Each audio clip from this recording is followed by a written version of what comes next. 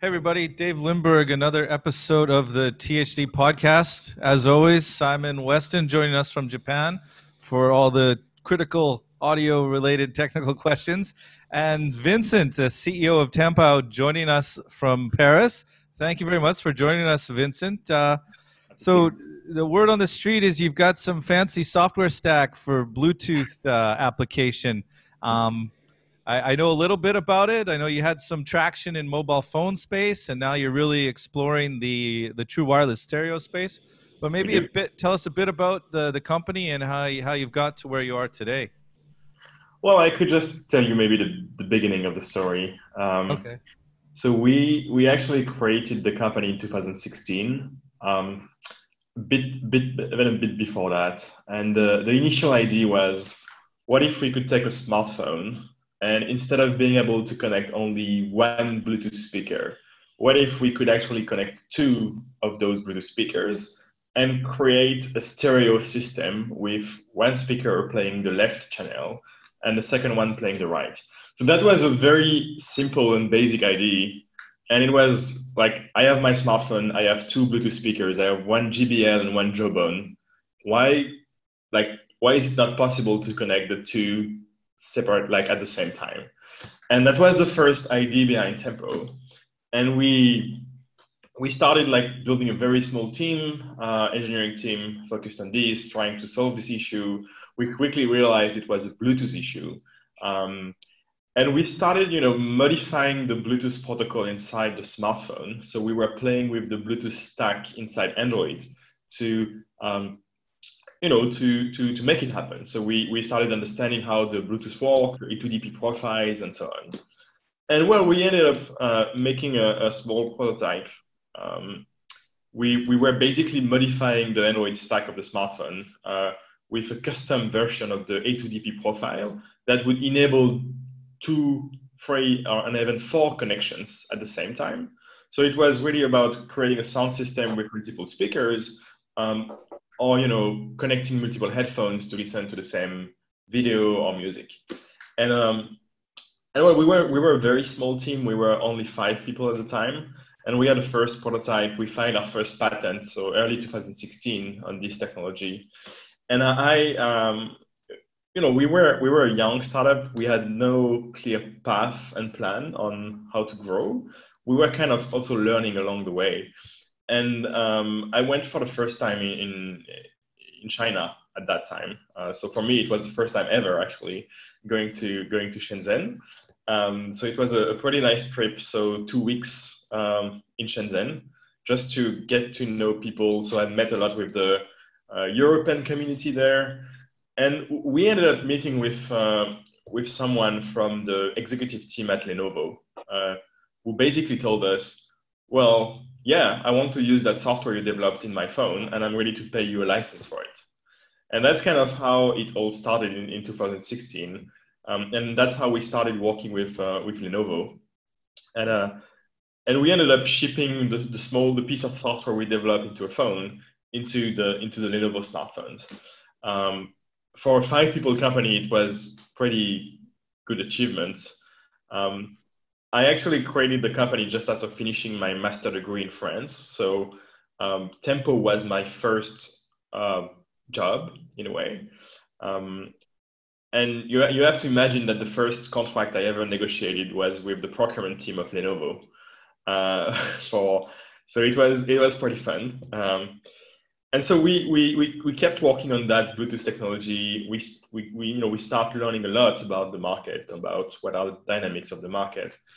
And end of 2016, Apple announced the AirPods. They are released a couple of months after. And well, when we test those for the first time, I think it's early 2017, we realized that this actually could be a game changer.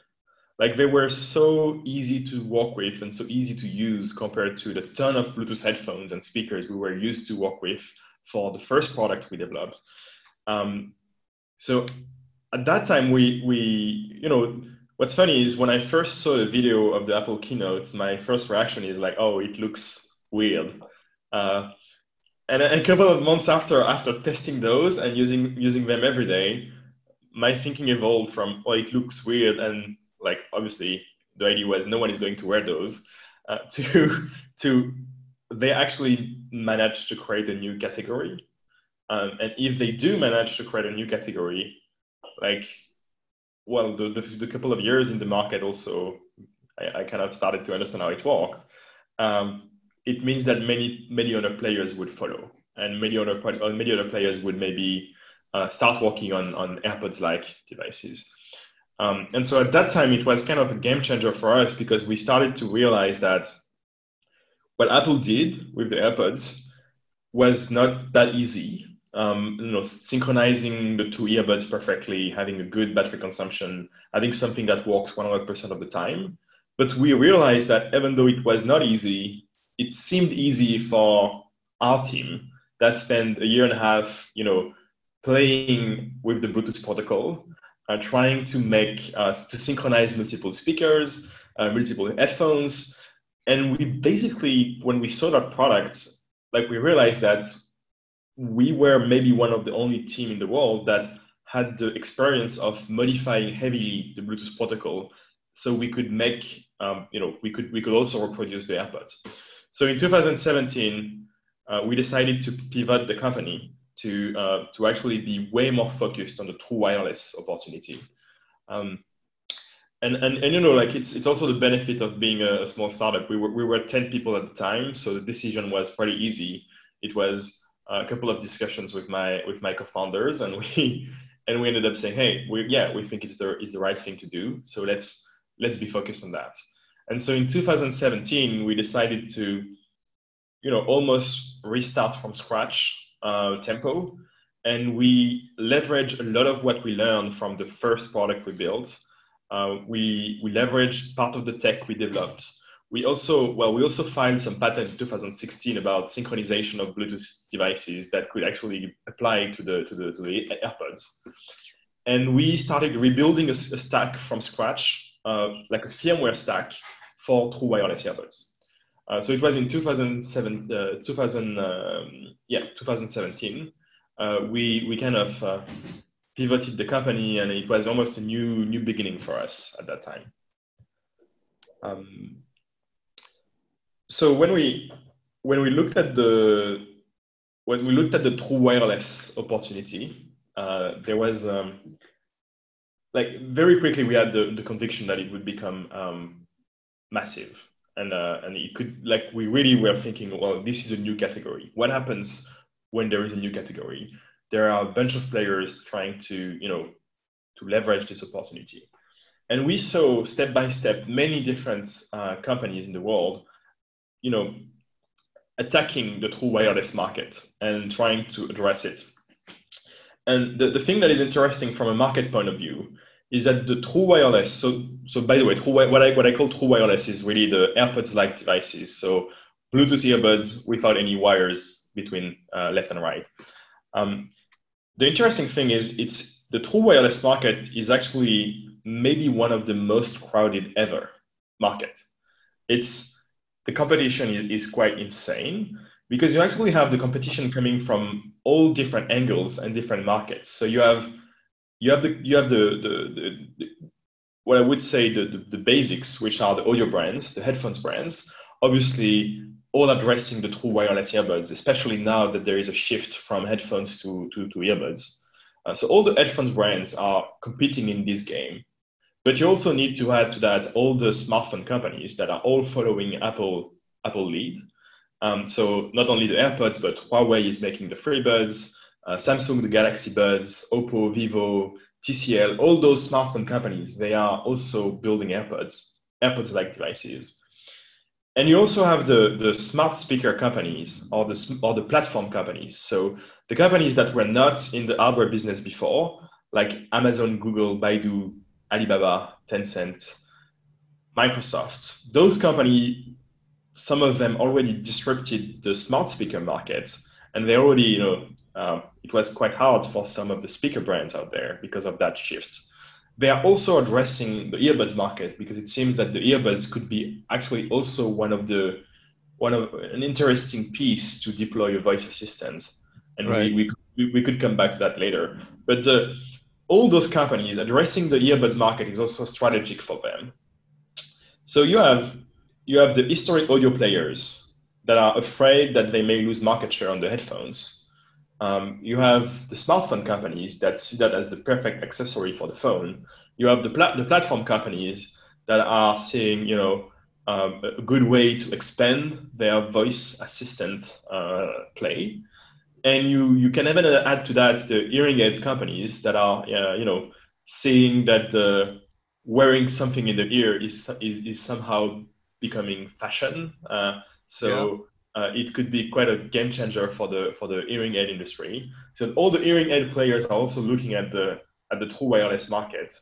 And you obviously have all the ODMs in China that are also making their own brands. So basically, uh, true wireless market may be one of the most crowded consumer electronic market ever. The fact is it's growing so much today that everyone gets a piece of it, which is a good thing for the industry. Like it's been some time that we needed such a growth, Hmm. but it's a market that is going to be really interesting, I think, in the next couple of years. And well, knowing that and seeing that, the question we had for Tempo was, well, we are a 10 people startup. At that time, I was the only non-engineer. So we have like 9 software engineer and myself. How could we compete in that field? And how could we take a piece of the true wireless opportunity? And the answer was not like creating our own brand because we did not have the team for that. We did not have any marketing, you know, resources internally. We were small. We had no brands. We didn't have a lot of money, and we still don't. So we really had this question on like we think we have the team that can build something great in this space, and um, but this something great cannot be building a new brand. Like we don't have the company structure, the company mindset to have this approach. So we tried to find, an approach like we started thinking, how could we be radically different from what the competition is doing? And that's what we're trying to achieve with Tempo. And the conclusion of that thinking was, well, if you look at the past, every time there was a massive hardware shift with, one new type of consumer electronic device that became massive. And what I mean by massive is like more than 200 million units shipped a year, which is what is happening now with the earbuds market. Hmm. Every time there was a shift like that, there also was a company that started to emerge that kind of became the firmware provider for the majority of the players in the field. And and later, some of those companies also became a real OS with other companies playing on top of that. But if you think of Windows at the beginning, or if you think of Android in a way, like Apple always did thing in-house, so they already always had this purely vertical integration with the full ownership of the entire value chain. And when the market is crowded and there are like many brands trying to compete, not all those brands can have the capability to actually internalize the same work and the same R&D effort. So there is a need for a software company, a firmware company that can be the garant of a good experience and a good product quality for all those challengers. And that's kind of the idea behind Tempo. It's like, yeah, there was Android for the smartphones, there was Windows for the laptops, there was QNX for the automotive market, um, there was OpenTV for the set-top box market at some point. There is going to be a a firmware company that will emerge and being the product provider for most of the market. And so that's what we're trying to become. And the idea is to have a full vertical control of the software chain inside an earbud. Yeah. Um, and it has some difficulties, and we could come back to that later. It has some difficulties, and at the same time, we want to bring some, unique product insight. So internally at Tempo, we are thinking as if we were a product company. Actually, we try to have a product like a headphone earbud company mindset, trying to understand the users, trying to create new features, to craft Mhm. new experiences. But at the same time, we do the kind of firmware work that is usually done by a chipset company.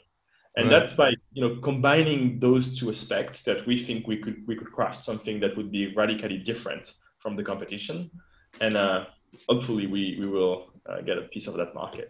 So you're kind of using from almost like a assembly level language all the way up to cover off thinking about the applications, whether it might be hearing aids or true Yes, wireless stereo, or what the feature sets might be needed by somebody wanting to put the Alexa command feature into their earbuds. So you're kind of thinking on all those stages so that even as like a solution provider, you're still thinking like the brand so that you're able to jump ahead and get those problems as they arise, what they might need as a brand. exactly. That's precisely that, and it's actually even more than that, because we also have when you think of the chain for an earbud, there is also the mobile touchpoint. So if you really want to create a neat user experience, you need to be everywhere in the chain. So we also want to take care of the mobile apps. We want to take care of the cloud platform if there is a need for a platform for firmware updates, or this Mm. or debugging, for instance. So we want to be on all the key parts of the chain, from the Bluetooth stack, which is where we come from. So the core Bluetooth protocol, but also the synchronization engine, the audio runtime, all the pipeline. So we also implement our own codecs, for instance. All the application layer, so all the logic behind the earbuds, how to link the different sensors, uh, all the all the behavior of the earbuds, and how to optimize that with the smartphones. And Right. there are a couple of things. So first, having this full vertical control is enabling us to create new features that would not be accessible by just an headphone company using an SDK from a Bluetooth chip company. To give you a quite precise example, we have a feature that we have implemented the multi-point feature. The multi-point feature is basically the ability to connect your earbuds to the smartphone and your laptop at the same time, and in one tap you can actually switch which device is the source and which device is active, which master device is active. Mm. And typically, an example would be, I'm listening to music from my computer. I have a phone call, one tap, and I know that my earbuds are switching to my phone, and I can answer the phone, and it's fine. Um, this feature exists for like 4 years in the headphone space. So if you make headphones, so only one Bluetooth chip, um, it already exists. The challenge is, in the case of the true wireless space, it's actually an added complexity, because it's not just about managing the priorities, it's also modifying the Bluetooth stack to be sure that it can support multiple links and that it can support real-time switching. Because not only you need to manage a connection with the two sources, but you need also to manage the connection between the two buds. And so it's kind of an extra level of complexity. And even companies like Bose, or like companies that have a strong firmware team working on top of the chipset SDK, if for them the core Bluetooth stack is a black box and they have no access to it, there is no way they could make it happen. And Mm. that's typically the kind of product benefit we could bring by having a vertical approach. And that's part of our differentiation. Yeah. And the reality is, it's also what Apple did. When Apple they released the AirPods, they were the first to have this kind of vertical integrations that allowed them um, to have a full control of the product experience. Yeah, I mean, I remember the early days of wireless audio. A lot of people were in the proprietary space. So Bose would have a TX-RX that was exclusively for them. there would be no intercommunication between brands. And then the complaint about Bluetooth was always, well, it's meant to play with everybody. So it's almost like, Windows 95. It was difficult to work with every application. So it was always kind of a thing. But more recently, and like you say, the AirPods really kind of push the envelope in terms of being this kind of unique little ecosystem within the Bluetooth framework, so that your AirPods could still work with an Android device and similar, although optimized for the iPhone. But at any rate, interesting. It is optimized for the iPhones, but to what extent do you need to be on both sides, on the smartphone side and the earphone side, to do the things that you've talked about, the source switching and things like that? Well, no, we actually most of the features we need to be only on the sync side, so only on the earbud side. It's true that there are a couple of features that are done exclusively when you are on both sides, like both sides meaning the smartphone and the sync, so the smartphone and the earbuds. Typically, the kind of easy pairing pop-up that you could experience with the AirPods. Technically, there is no difficulty to implement that. It's just that you need to have access to the BLE stack inside the smartphone to make that happen. And there are a couple of features like that. There are also a different kind of architecture that you could enable if you are on the smartphone side. So typically, what you could do if you're on the smartphone side, is that you could directly connect the two earbuds from your smartphone using two distinct Bluetooth connections, and which is not the kind of architecture that is used today by most of the earbuds player, but having two connections, so the phone would be connected directly to the left and directly to the right, would enable you to actually only send the left channel to the left earbud and the right channel to the right earbud. So basically, you establish two monostreams, and that has a clear impact in terms of bandwidth use for the Bluetooth chip inside the earbuds. And so it has an impact on the battery consumption, it has an impact on the stability. So there are some improvements that you can do if you are on both sides. The reality is today, most of the smartphone brands, except for Huawei and Apple, they are not really leveraging that. They could do so much more. They could do so much more if they were on, like if they really had a product team that was cross-platform, working both with Android and the earbuds. And I think they may go in that direction, but I think today it's like no one wants to do something that is fully proprietary. So everyone is thinking about enhancement in a closed ecosystem, and that's the game. But no one is really thinking about making something exclusive, and I think it's a good thing. And I think the Bluetooth brand did a pretty good job for that, because right now it seems, it's not using the Bluetooth brand seems something like that is just a nonsense today on the market, and I think it's a good thing for the interoperabilities worldwide. Okay. What if I ask, on the smartphone side, what chips are people using? Is there one brand that rules the roost, and are they different chips than you would get in the earphones? On the headphones or on the smartphones? On the smartphones. So on the smartphones. It's so the Bluetooth chip is a part of the main processor. So it's a subcomponent of the smartphone chip. So it's also always a combo chipset. So combo chipset means it's always a Wi-Fi and Bluetooth chip. So meanwhile, in the earbud space, it's always a Bluetooth only chipset for power consumption reason and space reason. Yeah. On the smartphone, so they are the two main providers are Qualcomm and MTK. So they design their own Bluetooth Wi-Fi module inside their main processor, so inside the Snapdragon, for instance.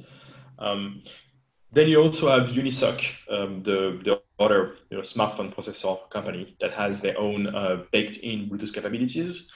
And you have a couple of exceptions. So one of the exceptions is Huawei. They have their own chipset, including the Bluetooth Wi-Fi part. Another exception. Can I just wanted to clarify. So on the smartphone side, pretty much everybody's smartphone, the Bluetooth is a peripheral built into the main chip silicon. There's no separate chip. That's correct, and it's built in by the company building the processor. So most of the time by Qualcomm, MTK, and Unisoc. And there are two exceptions to that, which are Apple and Samsung. So not the smallest ones. So Samsung, they are using for most of their smartphones the Snapdragon, at least for the high-end smartphones. They also have some smartphones using the Exynos and some smartphones using MTK. But for most of their high-end smartphones, it's using Snapdragon. And they do not use the chipset from Qualcomm. They actually use a chipset from Broadcom that is building a module Wi-Fi Bluetooth, especially for the Samsung phones. So Broadcom is also supplying Apple. So basically, Broadcom has a strategy in terms of Wi-Fi Bluetooth module for smartphones. They only address the top two customers. So they only address Apple and Samsung, and that's all. So Samsung is quite different, which also means that I'm guessing they should have more leverage on Broadcom to ask for features and ask for modification inside the Bluetooth chipset. But the reality is today most of the work should be done in the software part. So actually, if you want to enhance the Bluetooth software, the Bluetooth experience in your phone, most of the work should be done in Android. So AOSP is doing some Android for the Google guys. They are doing their job to maintain a good solution that works across all the platforms that respect norm. But a couple of brands smartphone OEMs are taking the initiative to make some modification to create a better experience, especially for their earbuds. But very often there is also a dependency to Qualcomm, for instance, or to MTK. As those components are baked in, like not a lot of smartphone OEMs have internal capabilities and are used to play with the Bluetooth stack. It's not like it's something they rely mostly on Qualcomm or Android or MTK, and they don't have a lot of people playing with the Bluetooth stack.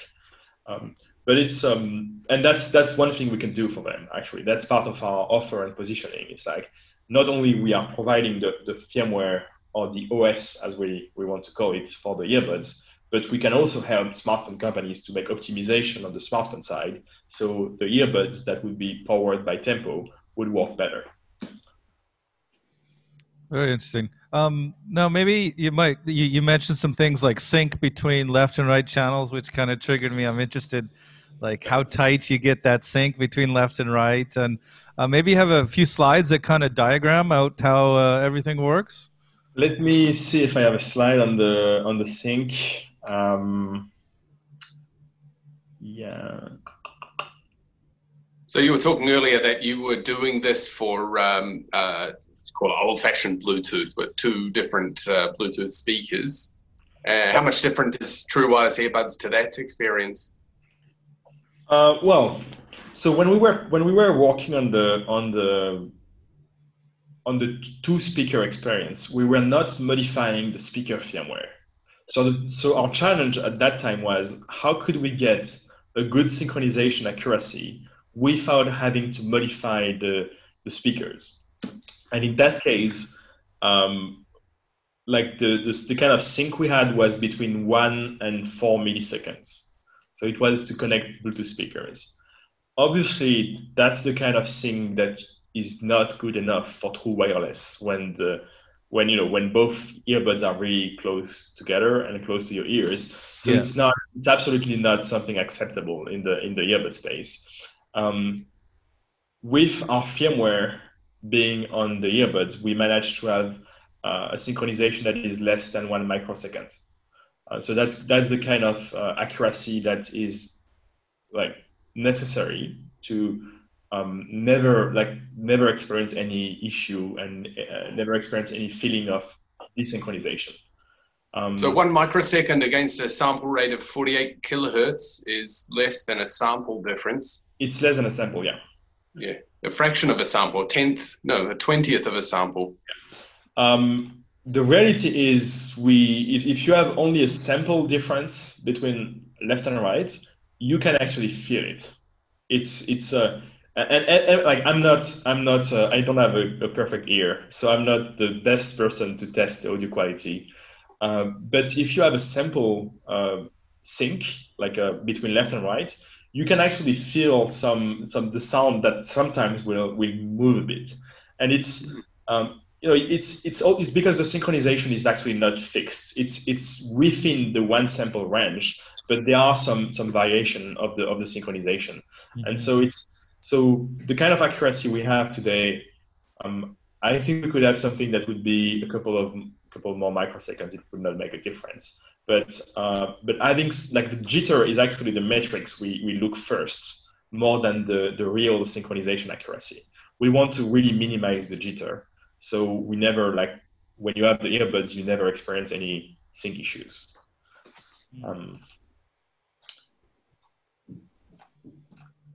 So, well, maybe I could show you one slide.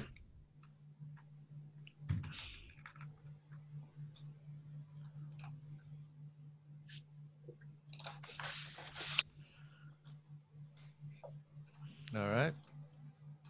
So that's so when you look at true wireless, you actually have I would say 5 different architectures that exist on the market today to sync and connect the true wireless. Right now, nothing is normalized, so nothing is defined in the Bluetooth SIG specification. So there is the same implementation and the same sync technology everywhere. It's going to happen with the 80 audio norm. But right now, a lot of it is about finding solution to optimize things. The most frequent solution that existed was what is called forwarding. So the forwarding is the idea of you have the smartphone that is sending a stereo stream to the left bud, and the left bud will be forwarding the same stereo stream to the right bud. So that's the basic forwarding that exists.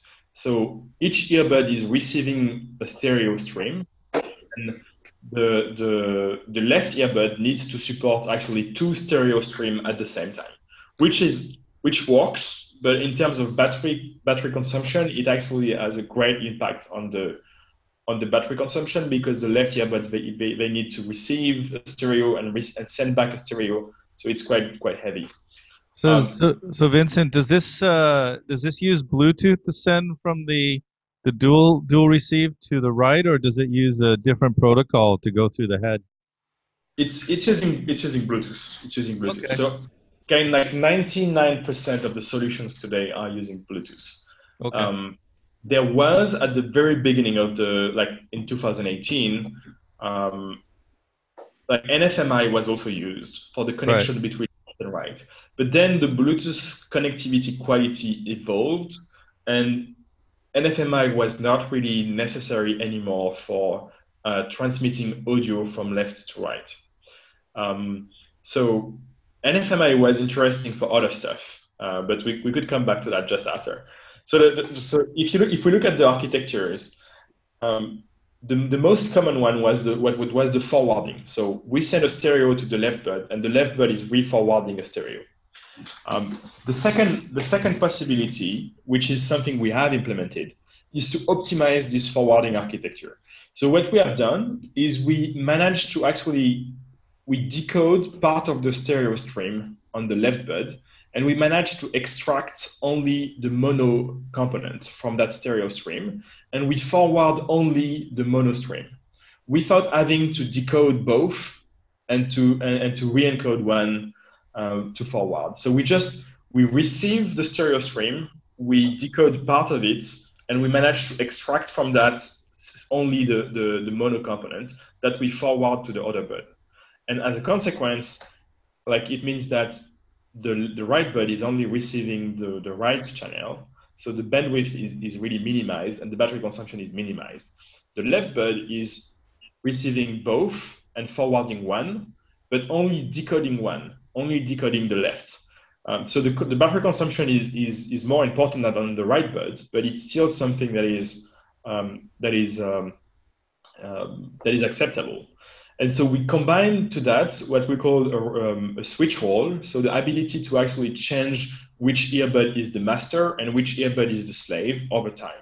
So when you see that the battery consumption seems to be lower on the master earbuds than on the slave earbud, then we actually can switch which one is the master and which one is the slave. So that's what we call optimized forwarding.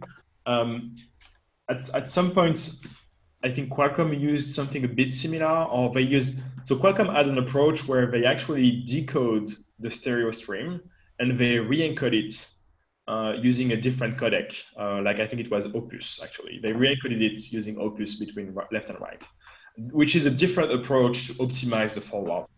So today, the optimized forwarding options, they work pretty well. You have the third approach, which is the one that is the most widely used today, which is called sniffing. So the sniffing, it's what originally was developed by Apple. And the idea with sniffing is the smartphone is actually connected to one earbud and is sending the stereo stream to one earbud. But this earbud is exchanging the parameters of the connection with the second one, most of the time using BLE. And the second earbud will actually sniff the data that are sent from the smartphone to the left earbud, knowing the parameters of the packets they are looking at. So at the end, the result is each earbud is actually receiving the stereo stream. So like from a pure Bluetooth standpoint, actually only one earbud is connected and the second one is not connected to anything. In reality, it's like each earbud is receiving the stereo stream. So this works pretty well because in a way, one earbud does not have to forward to the other, which is a good thing for the bandwidth. There are two challenges with that option. The first challenge is the IP. Apple has a lot of patents on that sniffing architecture that were initially filed in 2014. I think they actually did acquire a company for that specific reason in San Francisco, and the IP is specifically strong on one item, which is how do the earbuds acknowledge if they actually have received the packet or not. So what it means is, so in Bluetooth, if as you know, interferences always happen, and there is always a risk that you miss a packet, and you don't want to experience an audio dropout. So you want to have a solution to not experience that. So the default mechanism is the earbuds will let the source know that it did not receive the packet, so the source will send it again. And so you have a way to cover the potential dropouts, audio dropouts. Right. The challenge is in the sniffing architecture is how do you send the acknowledgement that you receive or did not receive, considering that one of the two earbuds is actually not connected to anything. And that's a real technical challenge. And Apple IP is specifically strong on this. So sometimes you can actually find other chipset companies, they are also implementing sniffing, and they have a different sniffing solution. And yes, they are using sniffing, but their acknowledgement mechanism may be different. And it may be different because they want to avoid Apple IP. Right. But the way Apple did it is one of the only way that actually makes it stable. So like what we see and what we experience is that most of the sniffing solution, they actually have a stability issue because of that specific mechanism of acknowledgement. And the stability issue, as a result, so what happens is the smartphone is not receiving correctly the acknowledgement. So the smartphone doesn't know correctly when the audio packet was well received or not well received. So as a consequence, the smartphone is sending again the same packet and again and again. So when we look at something that is called the retransmission rate, so the retransmission rate means how much time the smartphone needs to resend the same packet Okay. Well, like usually for classic Bluetooth products, it's around 10%. If you take an headphones, it's around 10%. If you look at true wireless using sniffing architecture, you could go up to 50%. Like we tested some earbuds where actually the smartphone needs to resend the same packet, like 50% of the time. And well, as a result, there is no audio dropout, which is nice. But as a result, the battery consumption actually becomes terrible, and that has a clear impact on the battery consumption for the user. And that also that's one of the that's one of the difficult aspects and of it is like it's extremely hard to evaluate a true wireless today, like because the Bluetooth architecture has a very strong impact on the quality of the true wireless. But if you want to test that, you need to have some material that is not accessible to anyone.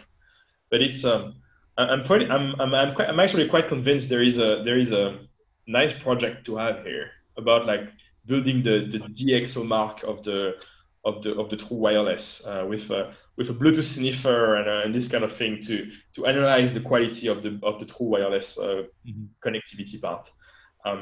But that's the sniffing architecture, if done right, is very effective, but like it's extremely hard to do it right and avoid Apple's patent.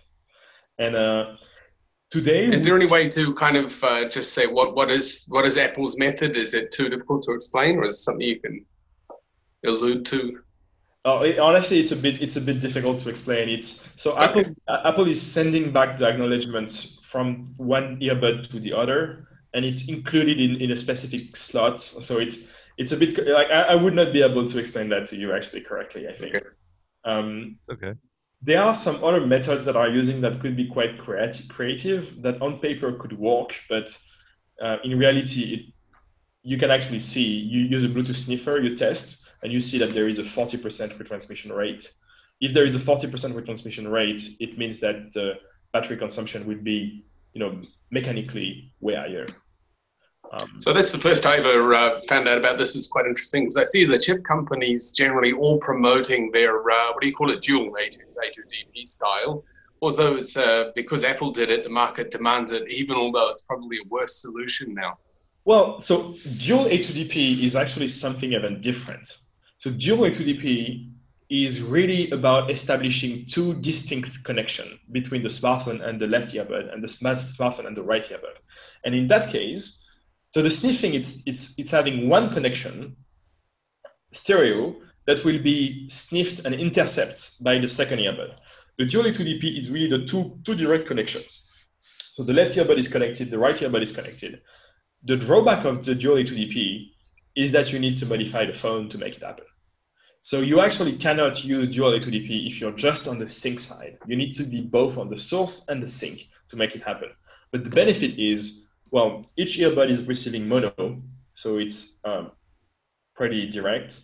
The bandwidth is minimized, the bandwidth use is minimized, so the stability is good. There is no question for the acknowledgement. Each earbud is acknowledging directly. And so the battery consumption is improved. There is no added latency with this architecture because the two earbuds are not communicating with each other. So on paper, the dual A2DP is the best solution. The drawback of that solution is you need to be on both sides. You need to be both on Android and on the earbud side. For dual A2DP, the syncing between the two channels, is the latency of each earbud so predictable that you don't need to worry about it as long as the phone transmits simultaneously? Oh no, you do need to have a sync mechanism. You do need to have a sync mechanism. You cannot rely on the fact that it's supposed to be the same. So if you're using a dual A2DP, you need to leverage the fact that you're on the smartphone to actually synchronize the three devices on the same clock. So you need to have a synchronization. Like if we take two speakers, for instance, exactly the same speakers, and we synchronize them without modifying the speaker, just the phone, we would have a synchronization that would be around 1 millisecond. So clearly not acceptable for earbuds. Okay. So when most of the chipset companies are marketing the fact that they do a dual stream to each earbud, well, first it's actually not true because what they do is sniffing. But sorry, in fact, what I did mean to say is sniffing. They're promoting sniffing as though because Apple do it, it's the best, but that may not actually be true. That's exactly the case. Yeah, that's correct. That's correct. So if people are promoting sniffing, the best thing to do is to take a Bluetooth sniffer, so a Bluetooth test device, to connect the earbuds and to look at the retransmission rate, to look at how many times a packet needs to be sent again. And if you have something that is close to 30, 40%, then you know that actually using sniffing may not be, that the sniffing implementation may not be the best one, and that you may experience some stability issues. Interesting. Is there any other disadvantage or difference between sniffing and optimized forwarding? Well, the sniffing would be the optimized forwarding. The sync earbud is only receiving a mono stream. So in terms of battery consumption today, what we see is that the two options are quite similar. I would say that the main benefit of sniffing is that each earbud is receiving left and right stereo, which opens some possibilities for 3D sound. If you want to do some 3D audio, you actually need to you need each earbud to have access to both the left and the right to do some mixing there and create the 3D sound effect, which is not possible with the optimized forwarding solution as it is presented on this slide. There are always some workaround and things we could do, but I would say that if the 3D audio becomes a trend, then the sniffing approach is quite interesting because it allows you to have a stereo on both ears, and it can give you more possibilities for the audio processing you want to do. But it's always a balance of performances you want to achieve, products functionalities you want to achieve, this kind of thing, and that's why at Tempow we are not blocked on one architecture. We're trying to build something that we call the adaptive architecture, and we built our firmware so we could actually switch in real time which architecture is used. And this is specifically important for us because, as you may know, in the future there will be LE audio, so a new generation of the norm for Bluetooth audio using low energy. And we are quite convinced that most of the devices they will not support LE audio only. They will support both LE audio and classic. So we need to be able to switch in real time which architecture do we use depending on which device is the source. And that's basically what we want to do. And one of the reasons why we decided to build our stack from scratch, our Bluetooth stack from scratch, is because we wanted to have this kind of flexibility to implement different architectures and to be able to switch between them in real time. That was quite important for us. Okay. So you're talking about. Oh, sorry. Go ahead, Dave. No. You go ahead. So in terms of the Bluetooth stack, there's one component of it, and this is a bunch of code that runs on a processor inside the chip. Then there's other components to a Bluetooth chip other than the stack. Can you say something about that? Yeah. Well, let me show you a slide actually. So when you look at the graph on the diagram on the left, that's kind of the earbud software value chain. So you have on the very low level, you have the hardware, so the DSP, the audio hardware, the Bluetooth radio, and the Bluetooth controller, which are partly hardware-based.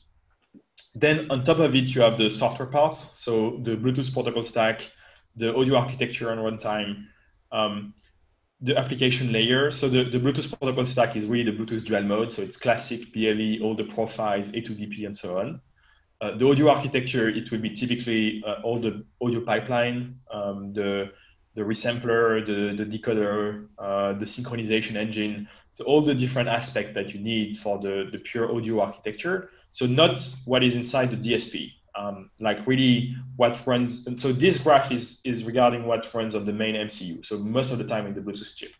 Then you have the application layer, which is basically all the logic, the firmware updates, the high-level profiles, the I don't know, the links with the how the pairing works, how the auto-connect works, how the multi-source works, all this kind of thing. Most of the time, in a basic situation, if you buy a Bluetooth chip or Bluetooth SDK from one of the many Bluetooth chipset companies, you will get a software development kit. And this SDK, it's allowing you to do some customization using the Bluetooth chipset. And that's where you do all the customization to link with the sensors, to create some specific gestures, specific commands, to add some features. Today, if you look at the earbuds value chain, most of the time you have 3, sometimes 4, sometimes even 5 different companies working on different pieces of that value chain. So typically, if we look at the Bluetooth controller, there are a couple of chip companies like Qualcomm making their own, but most of the Bluetooth chip companies, they're actually licensing hardware and software from a company named Siva in Israel, which is the best company to provide Bluetooth controller. So they have a piece of software that is actually developed, licensed, and maintained by a third-party company, which is Siva. And they do an amazing job, but they are specialized on that part. If you look at the protocol stack, you also have, most of the time, a chip company would be licensing the protocol stack from a third-party company. So it could be Mindtree in India, it could be a company in China, Barot. It could be there is a company also in Europe. So there are a couple of companies, but if you're building a new chipset from scratch, like if we look at BS, for instance, which is one of the most used chipset in the space today, they built a Bluetooth chip from scratch. So they licensed the controller from Siva, they licensed the protocol stack from someone else, they probably built the audio architecture themselves. If they have a DSP, sometimes they even license it from Tensilica, license the IP from Tensilica. They build the application layer themselves, they build the SDK themselves, but then they give the SDK to their customers. But very often the ODMs, the factories, they actually don't have in-house firmware capabilities. So the factories are even calling some design house to help them for the customization of the product, for the core firmware experience. And at the end, you may have the OEM team that wants to do a couple of customization to refine the user experience, create an app or something like that. So at the end, if you look at the earbuds value chain, you may have software pieces coming from 4 or 5 different companies. And for each piece, the rest is a black box. So if you want to, if you're Siva, they are building a product for the controller. They don't know how this product is going to be used. They know that people are going to build on top of it, but they don't know exactly how they will do that and what they will do with their piece of software. And they have no control on the way the layers on top will be developed. And it's the same for everyone. And if you add to that the new features that are coming to the earbud world, so if you until now, I would say the earbuds were mostly an audio device, but this is starting to change with more and more features being embedded into the earbuds, like noise cancelling and is the most frequent example. Many people are using noise cancelling, but there are many other kind of software features that could be baked in the earbuds. So if you add this part about, okay, now there are going to be more product extensions and more features, it adds even more complexity to the system. And that's like, if you look at 90% of the OEMs today, including some of the big ones, that's kind of the architecture they have on their earbuds, which is like, you could find $200 earbuds today that have a lot of connectivity issues. And the OEM, no matter how good they are, no matter how good their reputation is, if they have some they have some connectivity issue, there is nothing they can do about that. Like it's inside the Bluetooth stack. It's the link between the stack and the controller. It's a black box for them. Actually, Google is a good example. If you look at the Pixel earbuds today, look at the reviews online, look at Amazon comments, like the earbuds, they are great. The only issue is the connectivity. Sometimes it's not synchronized with the left bud. Sometimes there are there are connectivity issues. And no matter how good Google is, and I'm pretty sure Google has the best firmware engineers in the world, the way they actually architecture their earbuds, there is nothing they can do about it. Because they rely on a third party that also relies on the third party, which also relies on the third party. And that's kind of that's what we're trying to solve at Tempow. And that's also because the more complex the earbud product will become, the more important it will be to solve this issue. So we would be able to actually create and add new features on top of it inside the entire value chain that could create new product experience. So that's actually, I have a slide, I think, like that. So would you your product would be software with that ship as a compiled library that others would call functions out of? How would that actually look? Yeah, well, so our approach is to have a vertical, ownership of most of the software value chain, and it's still TBD. We want to have, I think we will have the core that will be a compiled library. But we would like to open some part of it, maybe more open source, especially because we would like to have third-party companies involved in creating some features that could be integrated into Tempow OS. So typically, we identified a couple of ideas and a couple of embedded software companies building interesting stuff, and when we talk to those companies, so sensor companies are analyzing sensor data, on the edge AI companies, for instance for voice. You have audio companies doing audio processing, 3D audio, this kind of thing. You have biometric companies leveraging data to do some, for instance, authentication. So using the microphone to authenticate the user. There are a lot of very interesting stuff happening today in the embedded space, and features that are developed on top of a generic platform that could be relevant in an earbud. And that's something those embedded software companies today, their issue is the go-to-market. It's extremely hard for them to address the true wireless market. The number one player is Apple. It's blocked. They won't be able to make a deal with them. If they want to address the rest of the market, the only thing they can do is they can go to Qualcomm and beg for an access. So they go to Qualcomm, and then Qualcomm has this extension program and may open some parts of their SDK. But most of the time, Qualcomm will just give access to that DSP. They will not give access to the Bluetooth stack or to the application layer.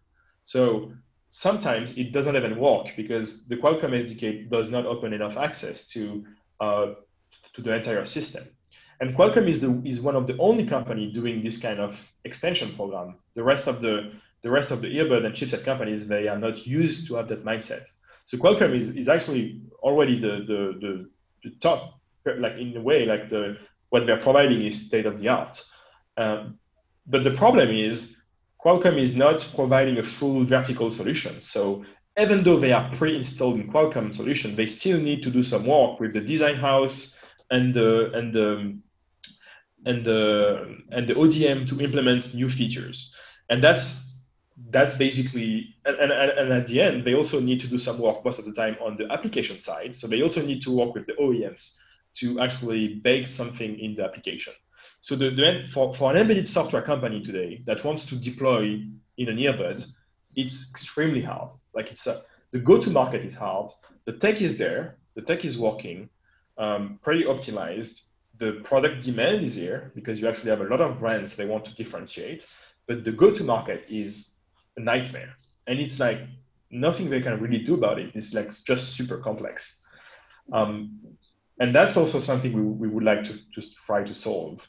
If we could open some of our, like create specific APIs for third-party developers, the fact that we have this vertical approach from the mobile app to the core firmware could enable us to actually create a partnership program and to give access to our partners that they cannot find anywhere else. And that's also the long-term idea with Tempow, and which is also one of the reasons why we are marketing our solution as Tempow OS. It's because we have the willingness to build such an ecosystem. And when you think about it, for any other kind of products on the market, like if I want to prototype for like to modify the smartphone stack, I have Android open source. So like embedded developer for Android, like it's for smartphones, they have an option. The TV, you always have a Linux system. Like a set-top box, you have a Linux system. A car, you have a Linux system. Like sometimes you have some RTOS open source solution for IoT devices. But for true wireless, which is highly specific, you actually have nothing. You don't have any platform. So all the embedded software companies, they are like, the only solution they have is to develop something on the generic platform and then try to find a go-to-market, but it's extremely hard. So our goal is, well, if we manage to ship with a couple of brands, and if we manage to, have 5 or 10 million earbuds that would be shipped with Tempow OS, then we would have the credibility to open such an ecosystem and to invite other brands and other embedded software companies to participate in this OS. And in that case, we may decide to open some part of it open source. Very interesting. So it's literally, like you say, you cover it quite well here. Almost, if we can maybe call this towards closing, is to enable all this different hardware to be running just more smoothly by controlling the stack top to bottom. Yeah. So even things like people wanting to do low latency things for gaming, or who knows where it could go, like 3D sound you mentioned, a lot of different applications that would just kind of modify the stack a little bit, but still being in charge of the entire chain. You're not going to throw something off and they stop cooperating, and then your quality of service goes down, or something that ruins the experience. I know in wireless we always say, what's the distortion of a dropout? So it's like infinite, right? So yeah, this is very cool stuff. So like if you look at that diagram, actually, the Bluetooth host in a different chip is done by an external software company. The audio architecture and the application layer is done by the chip company itself. The product extension, sometimes they are done by third-party companies. And the OS optimization and the product customization, sometimes they are done by the design house or the ODM. And like at Tempow, we are doing all of that. And it's like, even though we are a small company, the strategic focus we decided to have is to be super focused on the true wireless and to have this vertical approach. At some point, we had the thinking, like we started to have many opportunities with our Bluetooth expertise. So we had opportunities in the IoT space, we had opportunities in other kind of devices. But the strategy we decided to have was like really to have like kind of vertical approach of the earbud value chain. So actually today we define Tempow more like an earbud company more than a Bluetooth company. Bluetooth is where we come from, but actually what we do today is more like building the best firmware for earbuds more than just building the Bluetooth part. Oh, very interesting. All right. Well, we've been tacked on to an hour here of talking about Bluetooth technology, so maybe we can just kill the slideshow and let's see here. Yep. All right, there we go. All right, so yeah, I think I'm tuckered out on Bluetooth technology for today. How about you, Simon? You got anything more to add? Oh, I could listen to Vincent for hours. This doesn't have to end, does it? No, it's fantastic info, Vincent. It's really good to hear about it. Yeah, no, it's really exciting. And I think I told Vincent that I started in wireless audio over 13 years ago, and kind of saw like Bluetooth was kind of cool but didn't work very well, and it's really sweet to see somebody take the platform and execute well on it, because the demand, like you've nailed it, the demand is outrageous for a category that works. So insane today for the true wireless market.